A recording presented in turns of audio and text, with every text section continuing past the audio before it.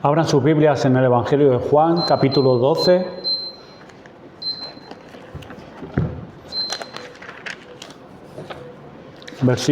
Vamos a estar leyendo los versículos 20 al 28. He titulado este sermón Una continua visión de Cristo y su gloria. Juan 12, del 20 al 28.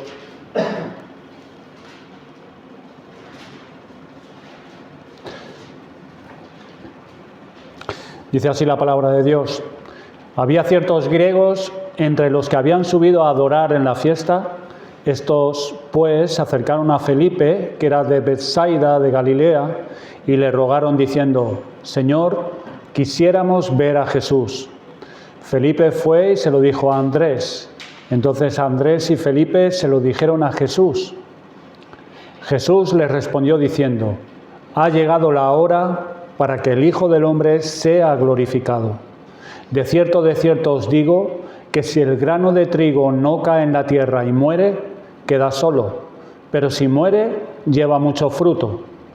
El que ama su vida, la perderá, y el que aborrece su vida en este mundo, para vida eterna la guardará.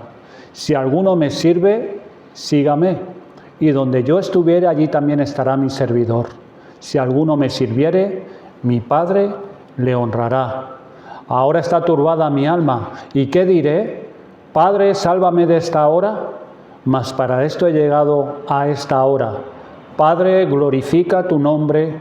Entonces vino una voz del cielo: lo he glorificado y lo glorificaré otra vez. Vamos a pedirle ayuda al Señor. Padre amado, Señor, nos encomendamos a ti en esta hora para que tú, por tu Espíritu, alientes nuestra alma, avive nuestros corazones, nuestros afectos hacia ti, hacia Cristo, hacia el Espíritu Santo, y sea renovada también, iluminada por tu Espíritu nuestra mente, para que podamos contemplar las gracias, las virtudes y la gloria del Evangelio en Cristo. Señor, que podamos ver tu gloria en la persona y en la obra de Cristo, tu Hijo amado. Ayúdanos, Señor, para que nuestra voluntad sea inclinada a adorarte, a buscarte con todo nuestro ser, con toda nuestra alma, puesto todos nuestros afectos en servirte, en obedecerte, en amarte y en guardar la esperanza, Señor, bienaventurada, que ha de manifestarse, esa gloria que veremos con nuestros propios ojos a nuestro Salvador y Redentor cara a cara. Señor, ayúdanos hasta entonces, ayúdanos ahora, susténtanos, para que no nos distraigamos, para que no perdamos, Señor, el mensaje y salgamos de aquí y salgamos, Señor, sin las aplicaciones y sin un corazón fervoroso por ti y por Cristo. Oh Señor, ayúdanos, te lo pedimos en el nombre de Cristo nuestro Señor. Amén. Jesús, los 12 y otros discípulos habían subido a Jerusalén porque era la Pascua, como hemos leído. Consideremos primeramente lo que se respiraba en el ambiente en ese momento cuando Jesús y sus discípulos se encontraban allí. Al principio del capítulo 12 leemos que 6 días antes de la Pascua vino Jesús a Betania, donde estaba Lázaro, el que había estado muerto y a quien había resucitado Jesús de los muertos. Y le hicieron allí una cena, nos dice en el versículo 2 del capítulo 12. Y Marta servía y Lázaro era uno de los que estaban sentados a la mesa con él. Allí estaban Marta, María y Lázaro, quien había resucitado milagrosamente por la obra poderosa que Jesús realizó, regenerando su cuerpo putrefacto, podrido, de 4 días ya, y dándole de nuevo la vida.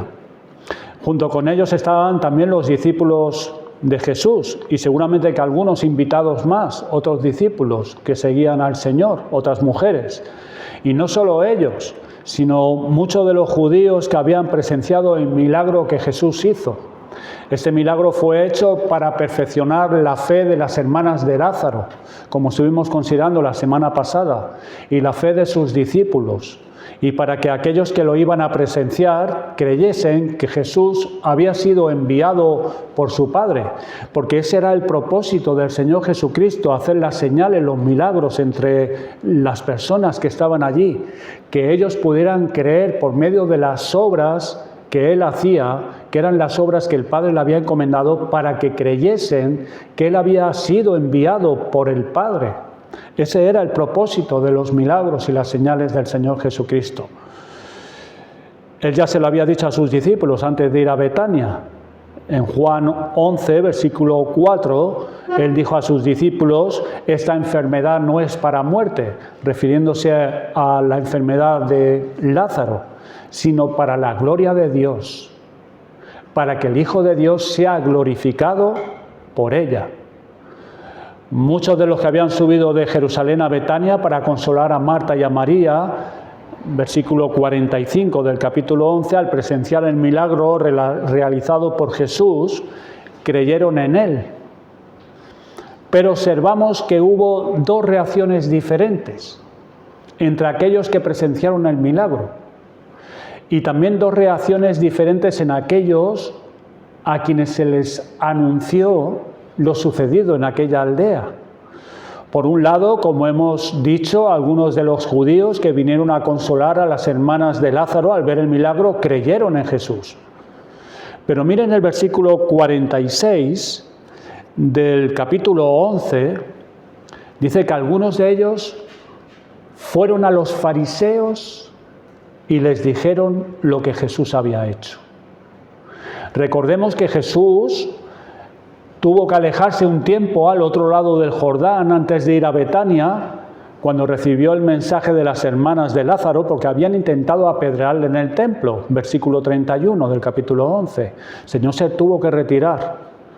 Había llegado la discusión con los fariseos allí, que los fariseos en varias ocasiones cogieron piedras para apedrearle y el Señor se tuvo que retirar al otro lado del Jordán. Lo leemos allí en el versículo 31. Estos judíos, después del milagro realizado por el Señor en Lázaro, fueron para advertir a los fariseos que de nuevo Jesús estaba cerca de Jerusalén, y denunciaron lo que Él había hecho. No vieron la gloria de Cristo en ese milagro. No vieron la gloria de Cristo al declarar: yo soy la resurrección y la vida. El que cree en mí, aunque esté muerto, vivirá. Ni tampoco vieron ninguna gloria en Jesús al orar a su Padre, encomendando a Dios lo que iba a hacer, para que todos comprendiesen y creyesen que las obras que Él había realizado e iba a realizar en breve eran las obras que Dios le había encomendado y estaban respaldadas por el poder de su Padre. Ellos no vieron nada de esto. No vieron ninguna gloria, ni siquiera en el milagro de devolverle la vida a Lázaro. Ellos vieron cómo Jesús clamó a gran voz con poder, produciendo vida en Lázaro. Si estos judíos hubiesen creído en Jesús, no hubieran ido a informar a los fariseos. Se hubieran unido al resto que estaba en ese lugar para adorar y alabar al Dios del cielo, al Dios verdadero y viviente, y hubieran creído en Jesús, que Él era el Hijo del Dios viviente. También vemos dos diferentes reacciones en aquellos que escucharon el mensaje o la noticia del milagro que Jesús hizo dando vida a Lázaro estando muerto. Por un lado, aquellos que subieron a la fiesta buscando a Jesús y también para ver a Lázaro. Esto está en el capítulo 11, versículo 56. Dicen: y buscaban a Jesús, y estando ellos en el templo se preguntaban unos a otros: ¿qué os parece? ¿No vendrá a la fiesta? Había una incertidumbre, había un querer ver a Jesús después de esta noticia. Y en el capítulo 12, versículo 9, nos dice que gran multitud de los judíos supieron entonces que Él estaba allí, en la fiesta, y vinieron, no solamente por causa de Jesús, sino también para ver a Lázaro, a quien había resucitado de los muertos. Había esa reacción en aquellos que habían oído acerca de lo que Jesús había hecho. Pero miren la reacción de los principales sacerdotes y los fariseos al escuchar el mensaje de aquellos que presenciaron la resurrección de Lázaro. Juan 11, versículos 47 al 53. Entonces los principales sacerdotes y los fariseos reunieron al concilio y dijeron: ¿qué haremos? ¿Qué haremos? Porque este hombre hace muchas señales. Si le dejamos así, todos creerán en él. Y vendrán los romanos y destruirán nuestro lugar santo y nuestra nación.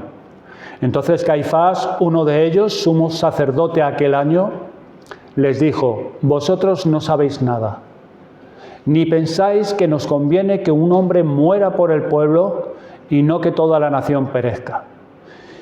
Y nos dice el autor, Juan, que esto no lo dijo por sí mismo, sino que como era el sumo sacerdote aquel año, profetizó que Jesús había de morir por la nación.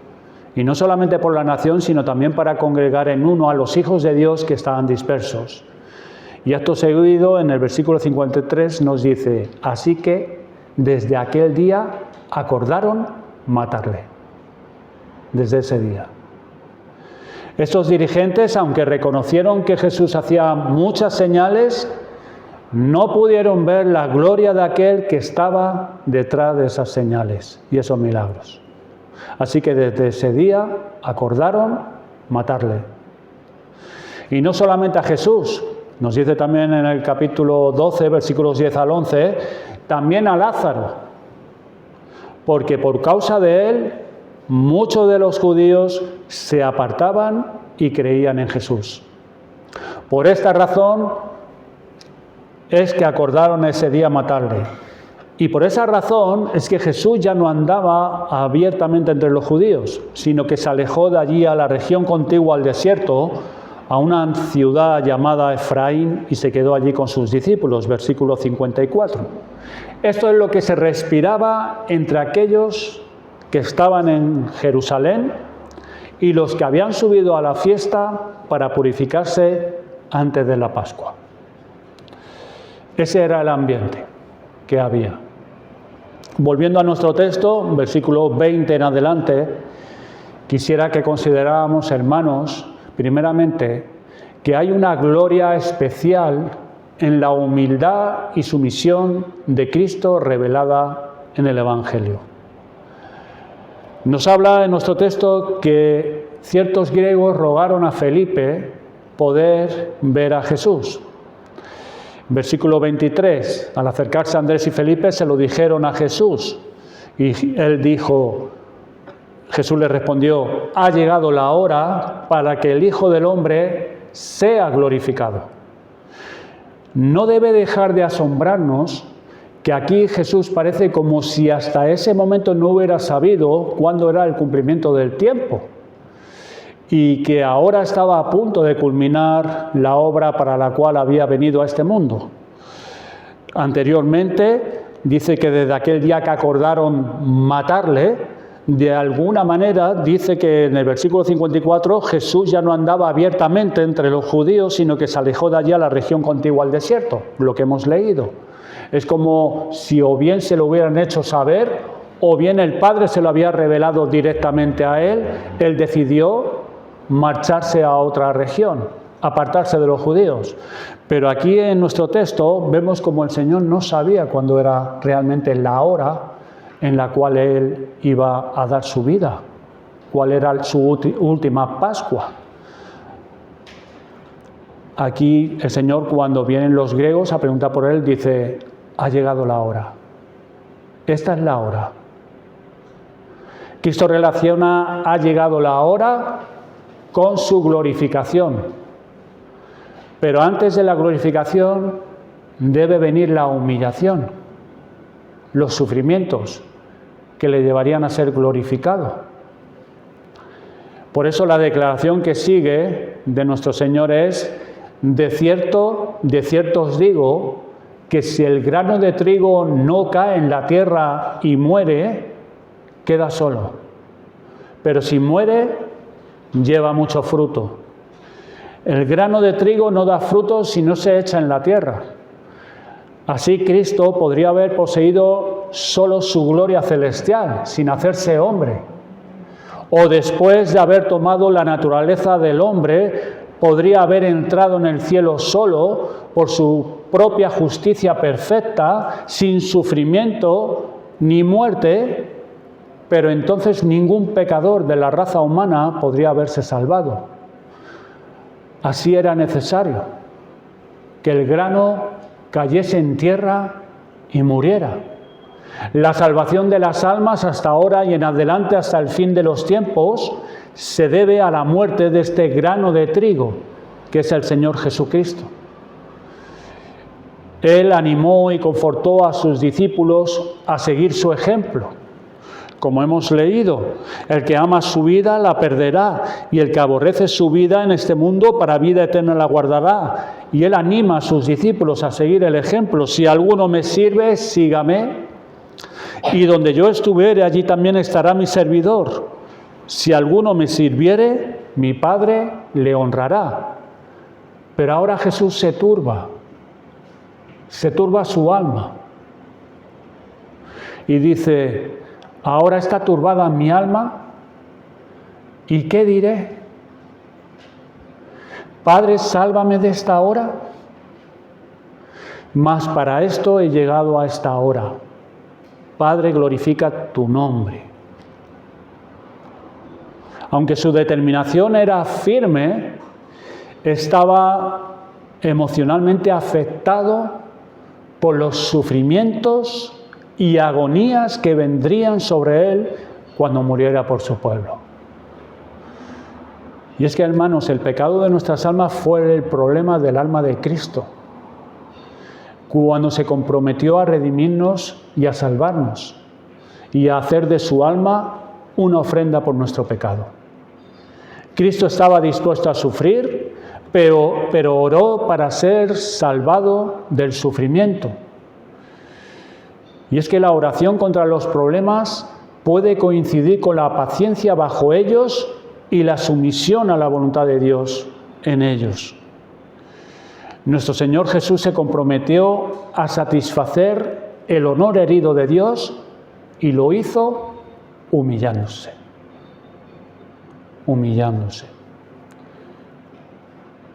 Anteriormente el apóstol Juan narra la entrada triunfal de Jesús en Jerusalén en los versículos 12 y 13.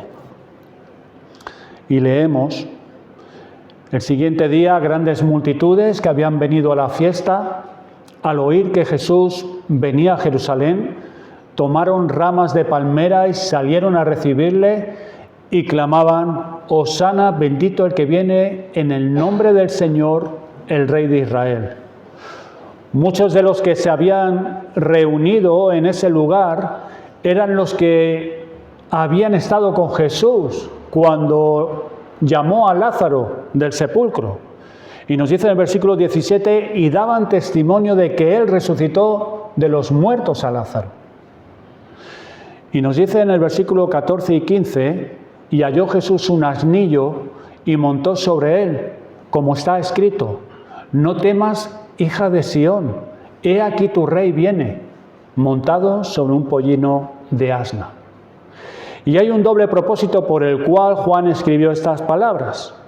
Uno de ellos es mostrarnos que lo que los profetas anunciaron de antemano respecto a Cristo se estaba cumpliendo, llegaba a su cumplimiento. Y la otra es mostrarnos la gloria de Cristo de su carácter, o en su carácter, en su humillación. He aquí tu rey viene montado sobre un pollino de asna.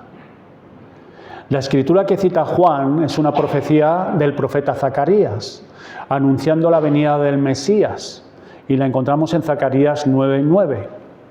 Y dice: alégrate mucho, hija de Sión, da voces de júbilo, hija de Jerusalén, he aquí tu rey vendrá a ti, justo y salvador, humilde, y cabalgando sobre un asno, sobre un pollino hijo de asna.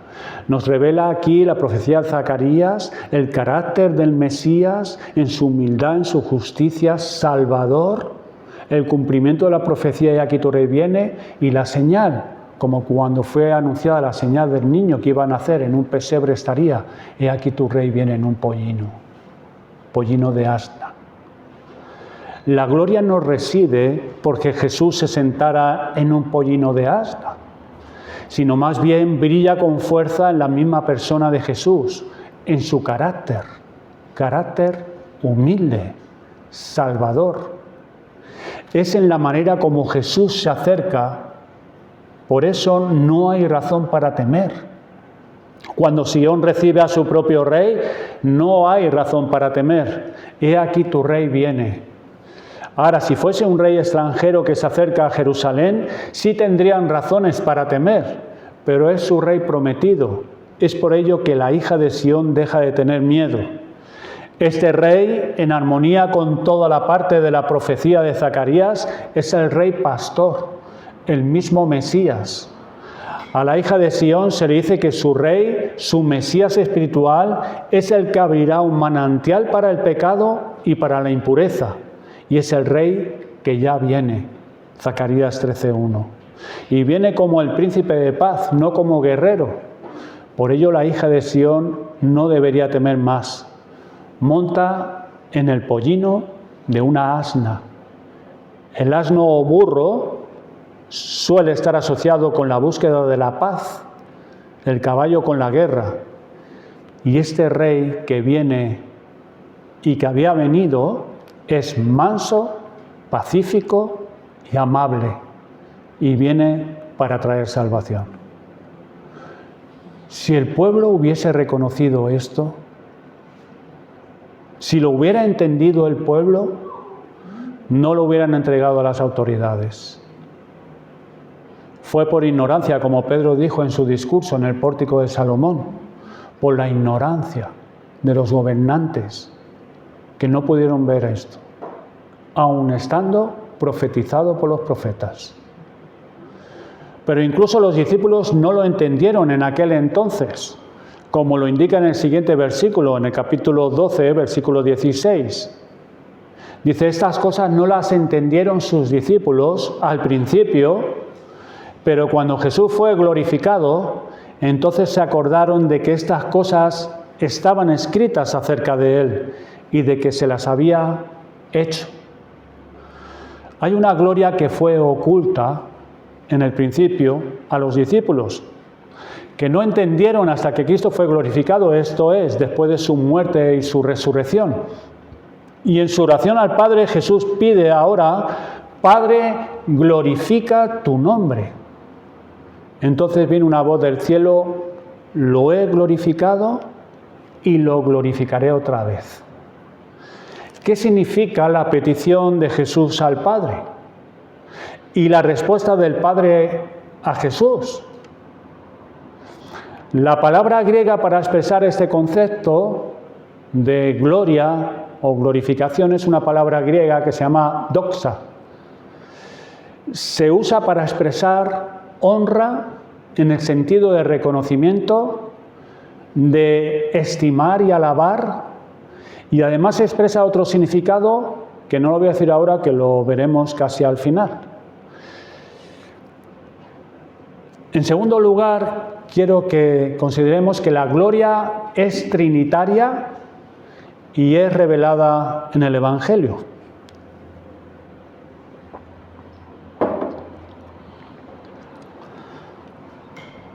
La gloria de Dios surge desde su naturaleza santa.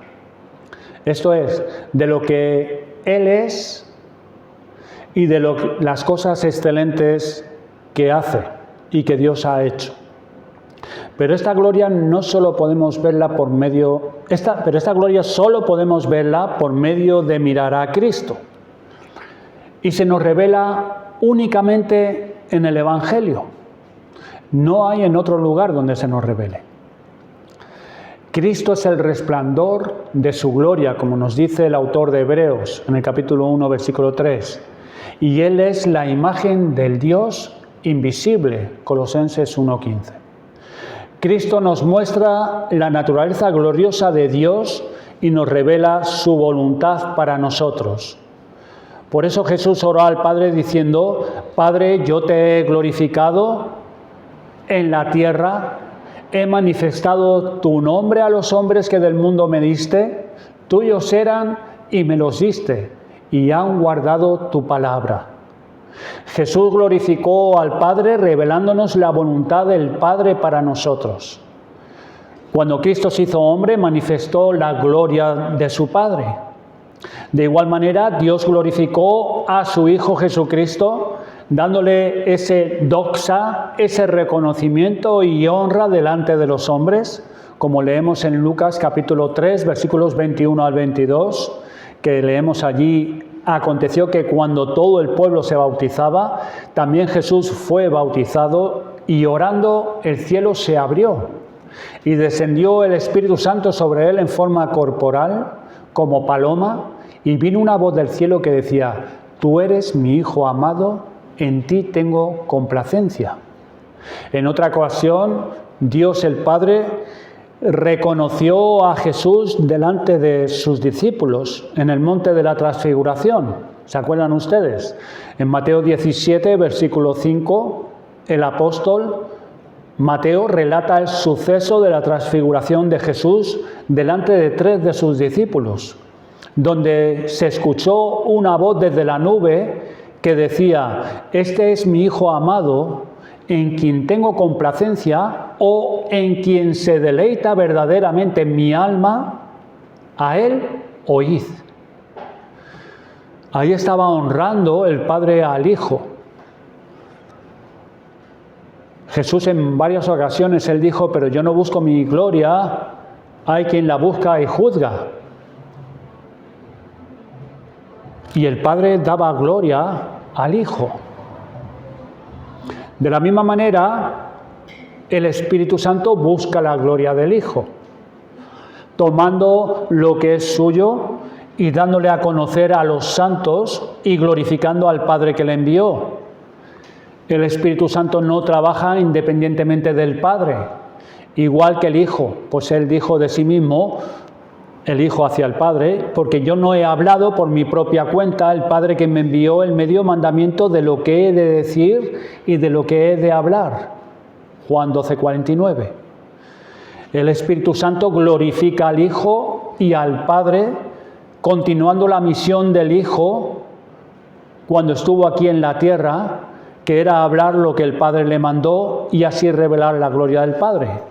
Y esa es la obra que ahora hace el Espíritu Santo: ocupar el lugar, el ministerio que Cristo llevó aquí en la tierra. Él es el pastor de las almas, Él es el maestro ahora, es el que toma de Cristo y glorifica a Cristo, dándonos a conocer la voluntad de Dios el Padre. Esto demuestra la unidad y el orden entre las personas de la Trinidad. Y esto nos lo es revelado en Cristo por medio del Espíritu Santo a través del Evangelio. Es a través del Evangelio que el Espíritu Santo descorre el velo y nos muestra las glorias de Cristo. Ninguno puede honrar a Cristo correctamente a menos que reconozca que Él es el Hijo eterno y encarnado de Dios. Desde toda la eternidad, el Padre, el Hijo y el Espíritu Santo han compartido una naturaleza divina con una sola voluntad y poder. Ellos cooperan en una hermosa relación como 3 personas en un solo Dios. Por tanto, y esto es muy importante, honrar al Hijo como Dios no degrada al Padre, pues honrar al Hijo es la única manera en la cual el Padre desea ser honrado. Si hay muchos que no honran al Hijo, por lo tanto no están honrando al Padre. No reconocen la divinidad del Hijo, no le dan honra, no honran al Padre. Por eso es un error cuando dicen, no, todas las religiones llevan al cielo. No, no, no. Solamente hay un camino que te lleva al Padre y al cielo, y es Jesucristo. Todas las demás religiones siguen un mismo camino, al infierno, directo, directo, directo al infierno, por cuanto no han creído en aquel que Dios ha dado, ha enviado. Por eso el hombre busca su propia gloria o la de otros hombres. Por eso los judíos tropezaron, Juan 12:43, porque amaban más la gloria de los hombres que la gloria de Dios. Aquellos que por fe no pueden ver esta gloria de Cristo en el Evangelio, no conocen a Dios, no lo conocen. Hay algunos que ven a Cristo solo como un gran maestro, pero no como la manifestación única del Dios invisible. No lo ven así, por lo cual no conocen a Dios. Muchos reconocen con su boca, sí, Jesús es el Hijo de Dios, pero no tienen ninguna fe verdadera, ni entienden completamente lo que esto significa, con lo cual no conocen a Dios. Cristo buscó en todo momento glorificar a Dios su Padre por medio de su sumisión voluntaria a Él en todo lo que respecta a las palabras que tenía que hablar, a las obras que tenía que llevar a cabo y dar a conocer la verdad, y que Dios recibiera toda honra de parte de los hombres. Dios el Padre glorificó a su Hijo, Cristo su Hijo glorificaba a su Padre por medio de las obras que el Padre le había encomendado y por medio de hablar las palabras que el Padre le había dado que hablase, y el Espíritu Santo glorifica tanto al Hijo como al Padre. En tercer lugar, quiero que veamos brevemente una ampliación más plena de la gloria de Dios. Volviendo a nuestro texto, y teniendo en mente lo que hemos visto acerca de que la deidad busca la honra y el honor de cada una de las personas de la deidad, Jesús pide al Padre: Padre, glorifica tu nombre. Jesús reconoce que está turbada su alma y se dice a sí mismo delante de sus discípulos y los que allí estaban: ¿y qué diré?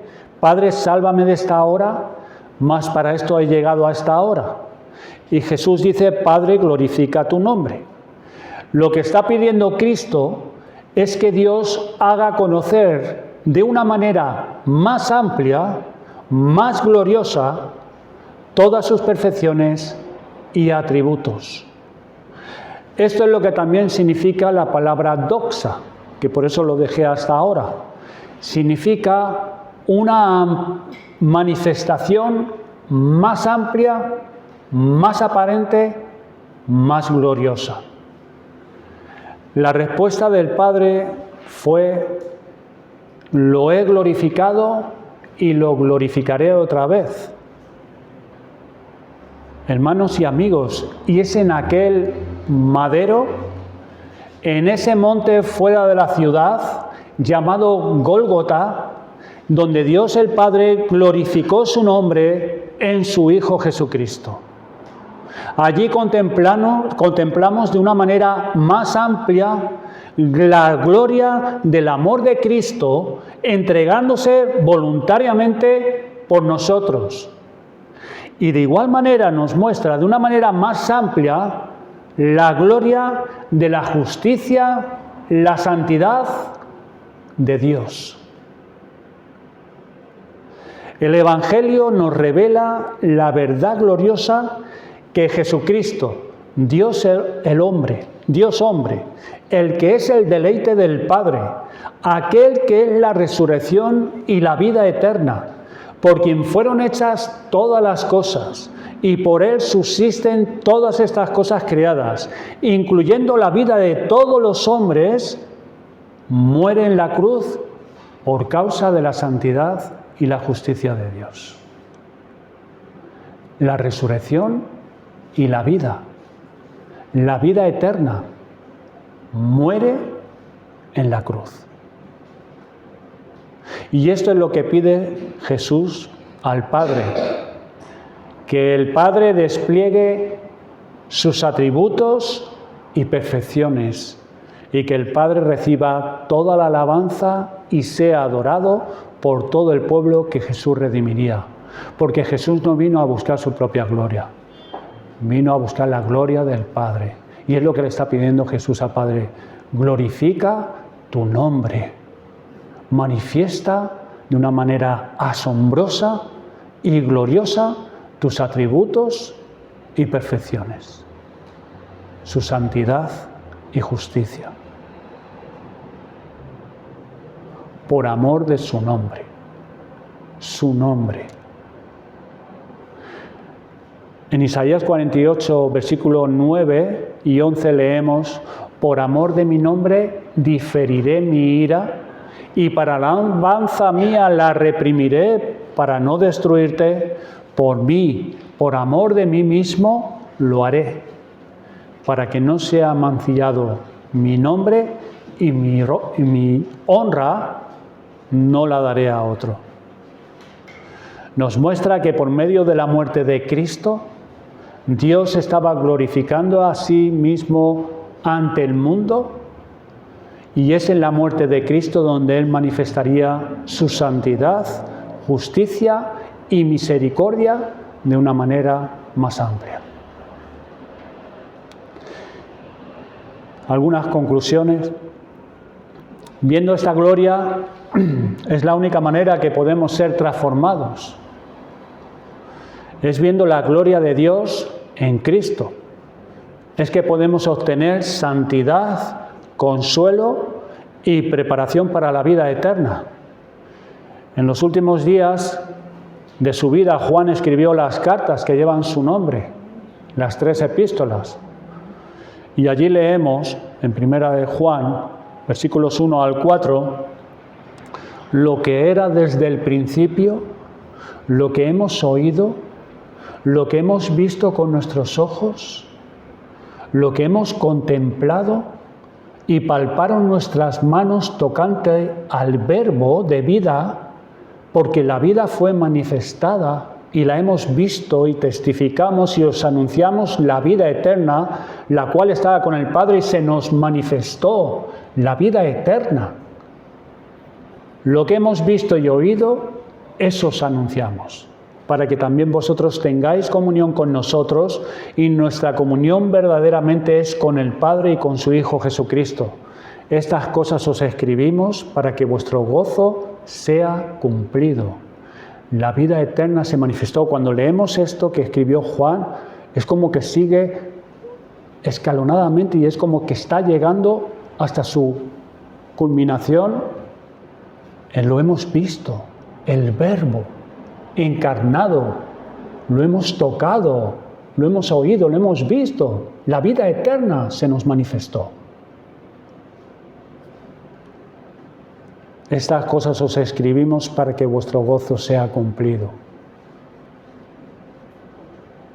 ¿Conoces algo de esta gloria?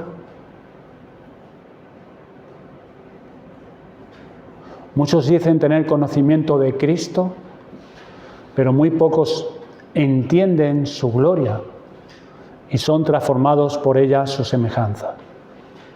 Una cosa es tener conocimiento en la mente, conocer algunas cosas de la Biblia, y otra muy diferente es ser iluminado en el corazón por el Espíritu Santo y ser transformado.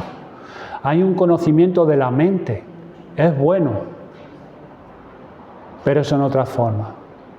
No transforma. Es la iluminación en el corazón por el Espíritu Santo que podemos ser transformados. Y somos transformados. El propósito principal de tal obra es que nuestros corazones ardan de amor por Cristo. Que viendo esta gloria, todo nuestro ser se entrega a Cristo. Nadie jamás llegará a ser semejante a Cristo simplemente imitando sus obras y acciones o poseyendo un conocimiento intelectual de Él. Nadie jamás. Nadie. Se podrá reformar la vida exteriormente, Podrás quitarte de algunas amistades malas, pero no serás transformado. Solamente una experiencia de la gloria de Cristo tiene poder para hacer a un creyente semejante a Él. Amigos, en el Evangelio de Juan, capítulo 1, al principio del capítulo, se nos resume de las verdades fundamentales sobre Cristo. Él es el Dios. Él es Dios, Él es el creador del mundo y la fuente de todo conocimiento verdadero de Dios que la humanidad puede tener. Cristo es la fuente de toda gracia salvadora y fuera de Él no hay salvación. En Juan 3:16 el Espíritu Santo nos muestra la gloria del Dios verdadero y nos dice: porque de tal manera amó Dios al mundo que ha dado a su Hijo unigénito para que todo aquel que en Él cree no se pierda, mas tenga vida eterna. Dios ha dado a su Hijo unigénito. Ha dado. No rechacen lo que Dios ha dado. Esta es una de las glorias que nos revela el Evangelio. El amor de Dios al mundo, para que el mundo no se pierda. Dios ha dado. Él prometió darnos un Salvador y Él cumplió fielmente su promesa, enviándonos a su Hijo unigénito. Y Dios lo ha dado para todo aquel que en Él cree, no se pierda.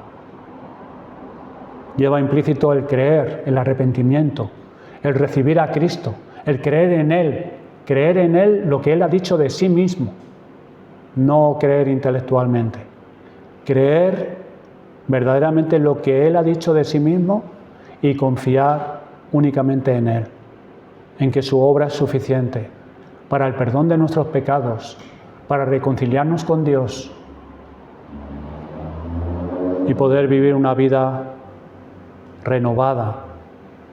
Todo aquel que rechaza a este que Dios ha dado, que Dios designó para ser nuestro mediador, se condena a sí mismo.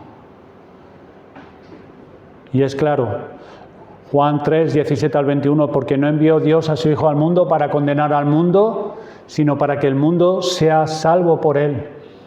El que en Él cree no es condenado, pero el que no cree ya ha sido condenado, porque no ha creído en el nombre del unigénito Hijo de Dios. Y esta es la condenación, nos dice el autor, que la luz vino al mundo y los hombres amaron más las tinieblas que la luz, porque sus obras eran malas. Porque todo aquel que hace lo malo aborrece la luz y no viene a la luz, para que sus obras no sean reprendidas. Mas el que practica la verdad viene a la luz, para que sea manifiesto que sus obras son hechas en Dios. Y esta es la condenación, dice, que la luz vino al mundo y los hombres amaron más las tinieblas que la luz, porque sus obras eran malas. Rechazar a Cristo es traer el juicio sobre uno mismo. El mundo odia a Cristo, que es la luz, a causa de su orgullo, autojusticia y amor al pecado.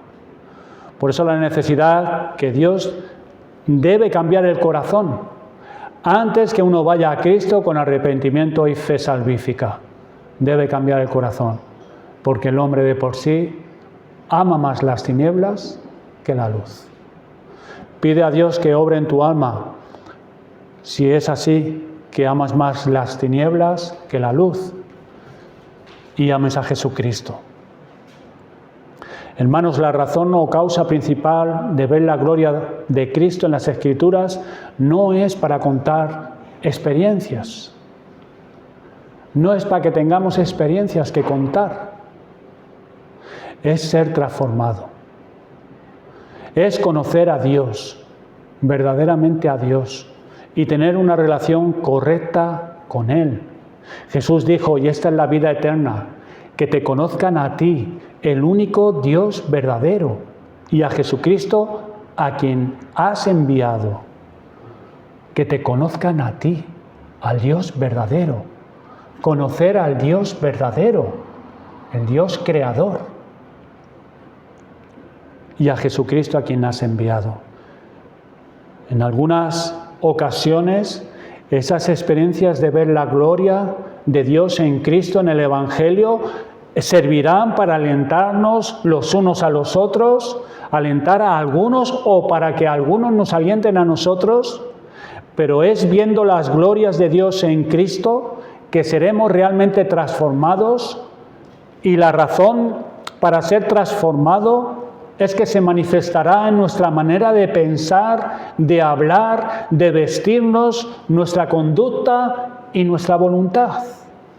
Y en eso se manifestará, en que estamos viendo la gloria de Dios y vamos siendo transformados en nuestra manera de pensar, a nuestra manera de pensar hacia Dios, nuestra manera de pensar sobre nosotros mismos, la manera de pensar del mundo. En 2 Corintios 3:18 leemos, por tanto nosotros todos, mirando a cara descubierta como en un espejo la gloria del Señor, somos transformados de gloria en gloria en la misma imagen como por el Espíritu del Señor. La voluntad del Señor es que nosotros todos, no unos sí y otros no, todos mirando a cara descubierta, seamos transformados de gloria en gloria cuando contemplamos la gloria del Señor en el espejo del Evangelio. Es ahí, todos nosotros. Y Dios obra esta transformación en la vida de los creyentes por el ministerio del Espíritu Santo. David anhelaba esta visión y oraba, Dios mío, eres tú, de madrugada te buscaré, mi alma tiene sed de ti, mi carne te anhela para ver tu poder y tu gloria, así como te he mirado en el santuario. Anhelaba ver la gloria de Dios. En el tabernáculo había solo una oscura representación de la gloria de Dios. Y cuánto más nosotros deberíamos valorar la visión que nosotros tenemos de ella, aunque sea como en un espejo, a través del Evangelio. Moisés había visto muchas obras maravillosas de Dios en Egipto y en el camino a la tierra prometida, pero él sabía que la verdadera satisfacción consistía en ver la gloria de Dios. Y por eso en Éxodo 33:18 oraba, te ruego que me muestres tu gloria, que me muestres tu gloria. Es solamente en Cristo que podemos tener una visión clara y distinta de la gloria de Cristo y sus excelencias. Y esto es obtenido por la meditación. Meditar en las glorias que se nos revelan en el Evangelio. Meditando, pensando, meditando. Pero el mejor entre los creyentes hemos de reconocer que es muy negligente para dedicar mucho tiempo a la meditación de este asunto.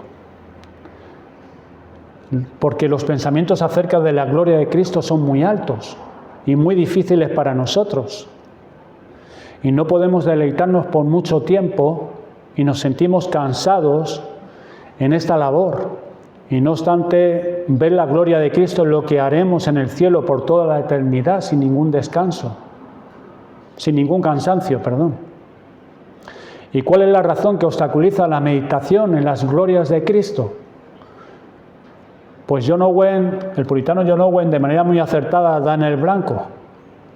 Y dice así la cita, nuestra falta de espiritualidad y el hecho de que nuestros deseos y pensamientos se ocupan en otras cosas. Es lo que obstaculiza.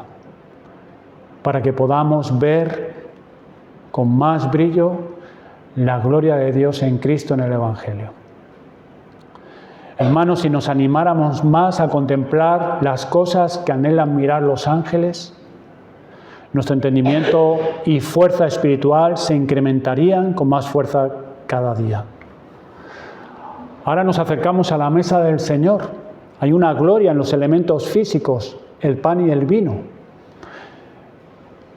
que nos traen la memoria de la entrega de nuestro Señor a la muerte por nosotros, para satisfacer la santidad y la justicia de Dios, y también nos muestran lo terrible que es el pecado, que fue necesario la muerte del Hijo de Dios, su cuerpo partido y su sangre derramada por el perdón de nuestros pecados, y así reconciliarnos con Dios el Padre y hacernos sus hijos. Pero el Evangelio revela, además del Evangelio de revelarnos la gloria de su presente exaltación y glorificación, porque el Señor resucitó al tercer día conforme a las Escrituras, también nos revela una gloria que está por manifestarse, que es la gloria de su segunda venida. El Señor nos dice: haced esto hasta que yo vuelva. Hay una gloria más amplia, más plena y total, cuando regrese el Señor Jesucristo por sus santos escogidos y amados. En 2 de Tesalonicenses, capítulo 1, versículos 10 al 12, dice así: cuando venga en aquel día para ser glorificado en sus santos y ser admirado en todos los que creyeron, por cuanto nuestro testimonio ha sido creído entre vosotros, por lo cual asimismo oramos siempre por vosotros, para que nuestro Dios os tenga por dignos de su llamamiento y cumpla todo propósito de bondad y toda obra de fe con su poder, para que el nombre de nuestro Señor Jesucristo sea glorificado en vosotros y vosotros en Él, por la gracia de nuestro Dios y del Señor Jesucristo. Aún queda una gloria por manifestarse, cuando veamos a Jesucristo en toda su gloria y Él sea admirado por todos sus santos. Él en ese día será glorificado en sus santos al ser adorado por su pueblo como su gloria y gozo.